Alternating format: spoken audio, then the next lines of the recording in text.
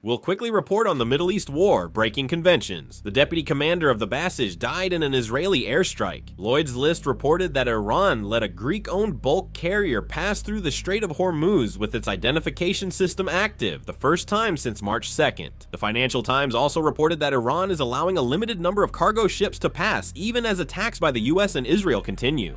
This is Tehran. Massive airstrikes are taking place in the western part of Tehran. The Iran human rights activist news agency, based in the US, claimed that at least 3,220 people have died in Iran since the US and Israel began their attacks on February 28th.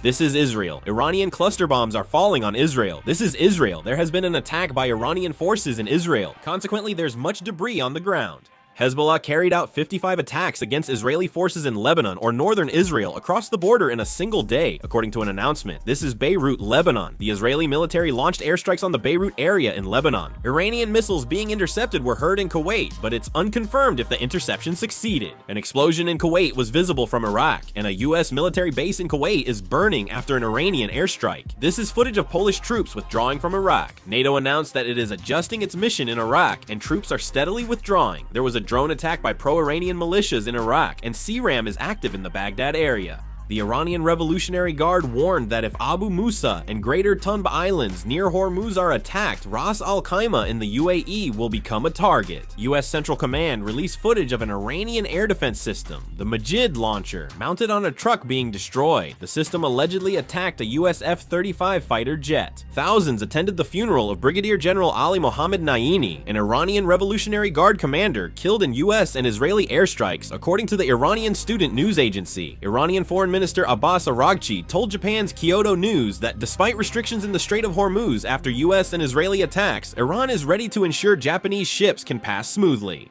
At the request of Gulf countries, Ukraine is deploying 201 drone experts to the UAE, Qatar, and Saudi Arabia, and plans to send an additional 34 drone experts to Kuwait. This is expected to be of great help. Iraq has declared force majeure on all oil fields developed by foreign oil companies. Navigation in the Strait of Hormuz, a key route for about 20% of global oil and LNG, is severely disrupted by unprecedented military activity. The Iraqi Ministry of Oil stated in a March 17th letter that most of Iraq's crude exports go through the strait, and storage is now at capacity due to ongoing disruptions. Saudi Arabia has strongly condemned Israel's blatant act of aggression in attacking Syria's military facilities. Bahrain on Friday supported the joint statement on the Strait of Hormuz, stressing the importance of protecting navigation and keeping the waterway open. The statement condemning Iran over the Strait of Hormuz included the UK, France, Germany, Italy, the Netherlands, Japan, Canada, South Korea, New Zealand, Denmark, Latvia, Slovenia, Estonia, Norway, Sweden, Finland, the Czech Republic, Romania, and Lithuania, with Bahrain joining later. If more news comes out, I'll make and upload another video. Thanks for watching.